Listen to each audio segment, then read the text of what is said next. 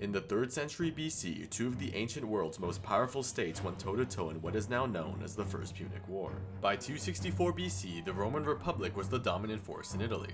It had an established system of 2 consuls, magistrates, a senate, and a plebeian tribune.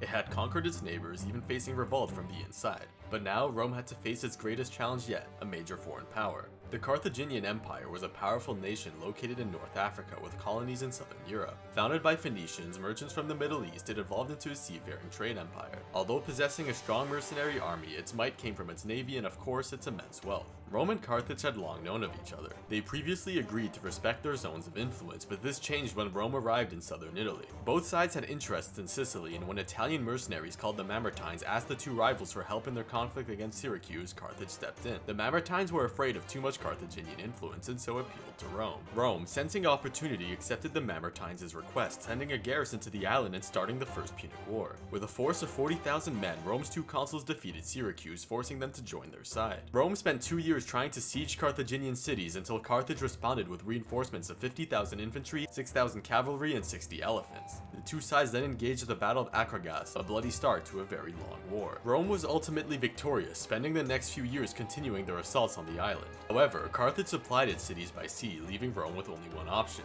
build a navy. By 260 BC, Rome had a fleet modeled on the Carthaginian quinquereme. After initial defeat at the Lipari Islands, Rome bounced back, adding the corvus, a boarding device, to their ships. They then won the battles of Mylae and Sulci, slowly gaining more control in the Mediterranean. Despite its naval victories, Rome was still stuck in a stalemate in Sicily, and thus decided to attack Carthage's homeland. In 256 BC, the Roman fleet won the Battle of Cape Ecnomus, allowing 15,000 infantry and 500 cavalry to land in Tunisia. Despite initial success, including the siege and raid of Tunis, Carthage repelled them, led by Spartan commander Xanthipus. From 255 to 248 BC, the war went back and forth. Rome captured Panormus but lost hundreds of ships in 2 storms and naval battles. By 248 BC, both sides were exhausted and near bankruptcy. Carthage put its ships in reserve to save money, and in 243 BC, Rome built a new fleet financed by its wealthy citizens. Carthage responded with weak ships and ill-trained crews, and when the two sides met at the Battle of the Aegates Islands, Rome won and Carthage sued for peace. Carthage had to give up Sicily, Corsica, and Sardinia, pay 4,400 talents, and hand over all prisoners taken during the war. Rome was now the strongest state in the entire western Mediterranean, but victory had been costly.